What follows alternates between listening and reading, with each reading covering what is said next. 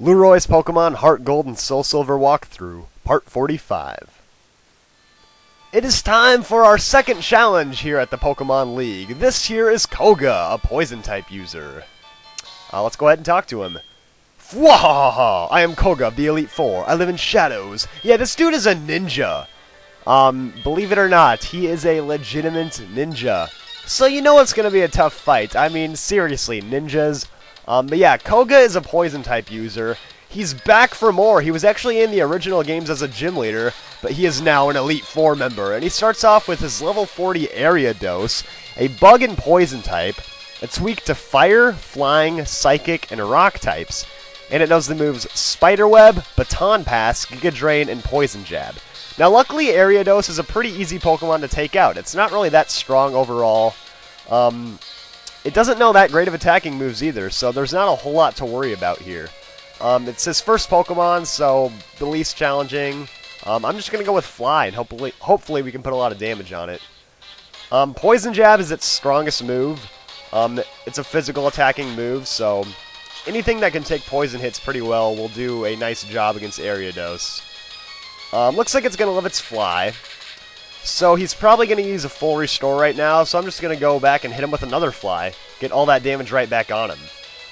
Now keep in mind it does know Giga Drain, so if you're trying to use a Rock type, you might not be in a very good situation. Like, I don't want to use Golem right now because the Giga Drain would do a whole lot of damage to me.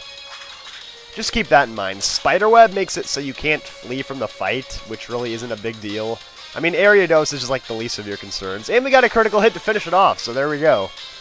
Very easy Pokemon to kill. Not a whole lot going on there. Next up is Venomoth. Now, the funny thing is that in the original games, well, actually in Pokemon Yellow, Koga had a Venomoth at level 50, and he was the 5th gym leader. And now he's in the Elite Four, and he has a Venomoth 9 levels lower. But this one is a Bug and Poison type as well. It's weak to the same types, Fire, Flying, Psychic, and Rock. Now, Venomoth knows the moves Psychic, Gust, Supersonic, and Toxic.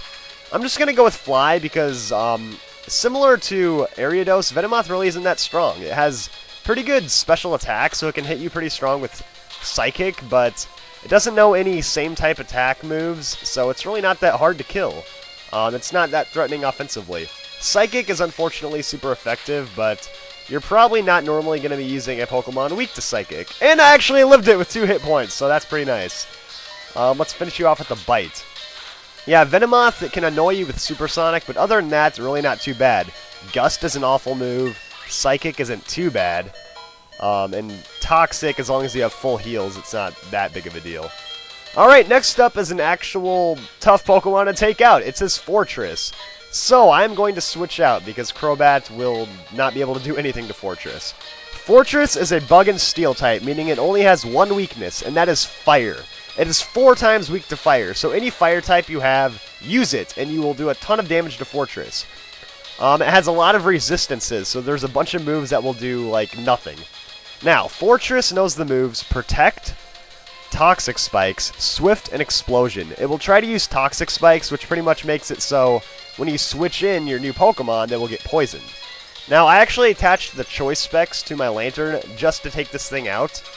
I'm only going to be using Surf, and there it used Protect, which is just kind of a waste of a turn. But yeah, I gave the choice specs to my Lantern. I would recommend hitting this thing with special attacks. Forretress has really, really high physical defense, but its special defense is not that great. So definitely stick with special attacking moves. Like, more so than any other Pokemon, you really want to focus on getting the right kind of attacks on this. Physical attacks will not do you much good. That's why I even went ahead and added the choice specs to even get some more power. You can see it still takes hits pretty well, though. And yeah, unfortunately, it's going to get up a second Toxic Spikes, which means any of my Pokemon I send in will get badly poisoned. And yeah, look at that. Forretress just had to live with, like, 1 hit point, like, really? But yeah, Protect will eventually fail if he uses it over and over, but main thing you gotta know with Forretress is use special attacks. Fire types are your first priority, though. Even if you have a physical attacking fire move, you're better off using that. So keep that in mind. But yeah, fire types, if you don't have fire types, just go for special attacking moves. Next up is his Muk. Muk is a pure poison type, meaning it's only weak to ground and psychic. Muk knows the moves Gunk Shot, Minimize, Screech, and Toxic. So it likes to use Minimize, it likes to up its evasion, which means you will miss a lot. And check this out, guys. I attached the P.E.K.K.A. Berry to Golem, so it's going to actually heal up from that Toxic Spikes. So that was kind of my cool strategy there. I'm just going to go ahead and use Earthquake for a bunch of damage. Muk has really good special defense, but not that great of physical defense, so ground-type moves tend to work better than Psychic-type moves. Earthquake should do a bunch of damage. Yeah, he just likes to use Minimize a lot. If you have X accuracies, I would highly recommend bringing them out, because Muk likes to up its evasion, and so does his next Pokemon. So X accuracies really come in handy in this fight. Don't think it's cheap to use X items. X accuracies are perfectly fine. I'm just going to go with another Earthquake here. Gunk Shot is his biggest attacking move. It's a very powerful Poison-type move. But luckily Rocky can take it all day because it resists it and has good physical defense. So as long as you have a Pokemon that can take poison hits or just has really good physical defense, Muk can't really do much of anything to you. And we will finish him off with an Earthquake. So there we go. Muk is just kind of an annoyance with that evasion and the Toxic, but like always, have your full heals ready, or even do what I did and bring P.E.K.K.A. Berries to heal up poison. So last up is his Crobat at level 44, a Poison and Flying type. It's weak to Electric, Ice, Psychic, and Rock. Crobat knows the moves Double Team, Quick Attack, Wing Attack, and Poison Fang. So just like Muk, it likes to use Double Team, which means it's really hard to actually attack it because you will miss a lot. So, bring out your X accuracies if you have to. There's Double Team right there. Really annoying move. I'm pretty much just going to try to use Rock Blast because that's super effective. It's not going to do as much as normal because I actually had to take the Hard Stone off my Golem. And that normally boosts up Rock-type moves, but I wanted to put that P.E.K.K.A. Berry on him. Alright, critical hits. Now, unfortunately, when you get down to that zone for HP, the Citrus Berry kicks in, restoring some of its health. So, yeah, that's kind of annoying. Now, the good thing about Crobat is that its attacking moves really aren't that powerful. Poison Fang and Wing Attack and Quick Attack aren't that strong of moves, so any Pokemon with good defenses should be able to take those hits all day. Then it's just a matter of luck when you can finally actually attack it after it uses Double Team all those times. And yeah, Rocky can take these hits as long as it needs to. So I'm not really worried about anything. Really, it's just going to come down to when I can finally hit with Rock Blast. So we'll just keep using it and see what happens. But yeah, Crobat's an all-around good Pokemon. It's one of the fastest in the games, and it has good overall defenses. So if you don't have a super effective move, it's pretty hard to put damage on. And he's going to use another full restore. That's very annoying. But yeah, luckily, Nintendo made it a bit easier on us. They didn't give him super powerful moves, so it's definitely manageable. Yeah, Double Team, he just keeps using these moves. I mean, X accuracies are huge in this battle. If you have X accuracies, it will make your life so much easier. That just pretty much boosts up your accuracy, and then you don't need to worry about stuff like Double Team. Alright, I'm just going to keep using Rock Blast over and over, and we'll see what happens. Then when I get really low on health, I'll just heal up. But yeah, eventually I will hit this thing, and eventually I will knock it out. Oh, are you serious? You got a critical hit? Okay, that just ruined my day. Wow, I was going to wait till I got... Okay, I should have just healed sooner, but whatever, I got unlucky. Alright, so now you made me angry, so it's time to go to Aqua Volt.